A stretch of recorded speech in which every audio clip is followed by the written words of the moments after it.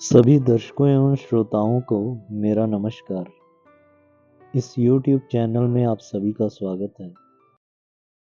मानस राजहंस पंडित विजयानंद त्रिपाठी जी ने केशव स्मृति अंक में लिखा है कि केशव जी मेरे बाल्य सखा थे।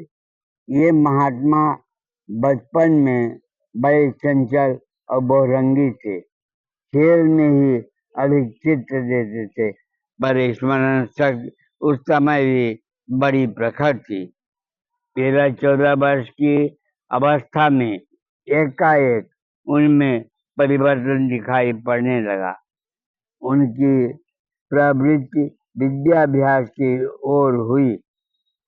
फिर तो खेल-कूद एकदम बंद हो गया। एकांत में बैठकर केवल लघु सिद्धांत कौमुदी कंठस्थ करते दिखाई पड़ते थे। थोड़े ही दिनों में संस्कृत में पद्य लिखने लगे थे। मुझे वह प्रसंग आज भी याद है, जब महामहोपाध्याय पंडित शिव कुमार शास्त्री के पुत्र के विद्याविहीन होने की चर्चा हो रही थी और ये महात्मा अकस्मात बोल उठे, पुत्रः शिव कुमारस्य सूर्यश्चैव शनैश्चरः। बड़े बूढ़े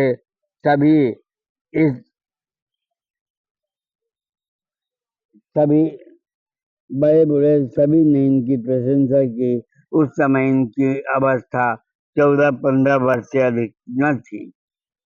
पंडित देवी दत्त जी व्याकरण केसरी तथा पंडित योगेश्वर झा जी से इन्होंने व्याकरण का अध्ययन किया। केशव जी की रुचि जितनी अध्ययन में थी, उससे कम रुचि अध्यापन में न थी। अपने अध्यापन का श्री गणेश केशव जी ने काशी विद्यापीठ के प्रथम संस्कृत अध्यापक अपने गुरु श्री योगेश्वर झा जी की बाल पाठशाला ही से शुरू किया है। उसके अनंतर कुछ दिन तक पंडित शिव कुमार शास्त्री सांगवेद विद्यालय नगवा में व्याकरण पढ़ाते रहे। तब उसी विद्यालय के वार्षिकोत्सव में उनके संस्कृत भाषण से मुग्ध होकर स्वर्गीय महामहोपाध्याय पंडित शिव कुमार शास्त्री ने सभापति पद से उनको साधुवाद देते हुए भविष्यवाणी की थी कि यह व्यक्ति आगे चलकर संस्कृत वाङ्मय का प्रकांड विद्वान होगा। कुछ ही दिनों के बाद उनकी यह वाणी अक्षरशः सत्य सिद्ध हो गई। न ही सिद्ध वाक्यान्युक्तस्य गच्छन्ति विधि सुपरीक्षितानि। सन 1914 से 16 तक आप इटावा के सनातन धर्म हाई स्कूल में अध्यापन कार्य करते रहे। उसके बाद काशी के सेंट्रल हिंदू स्कूल में अध्यापन कार्य करते रहे। अतः बड़ी योग्यता पूर्वक इन्होंने वहाँ 12 वर्ष 21 दिन तक अध्यापन किया। इनकी अध्यापन शैली की प्रशंसा महामना मालवीय जी के कान तक पहुंची और उन्होंने सन 1928 में इन्हें विश्वविद्यालय की सेवा में बुला लिया। ये हिंदी विभाग के में अध्यापक पद पर नियुक्त हुए और 1941 तक उक्त पद की शोभा बढ़ाते रहे।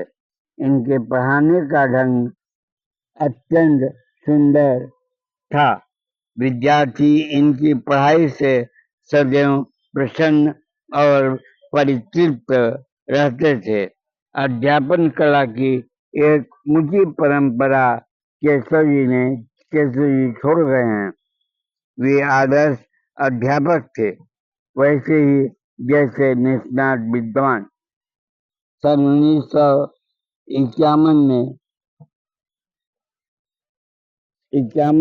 सन 1941 से 1950 तक वे हिंदी विभाग के अध्यक्ष रहे। स्वयं बाबू श्याम सुंदर दास ने अपने जीवन चरित्र में पंडित जी के ज्ञान, गांधीर्य और शील की भूरि भूरि प्रशंसा की है। सेंट्रल हिंदू स्कूल में आने पर इनको भारत रत्न डॉक्टर भगवान दास जी ने एक टेस्टिमोनियल दिया था, जिसमें इनके संपूर्ण व्यक्तित्व पर प्रकाश डाला गया था।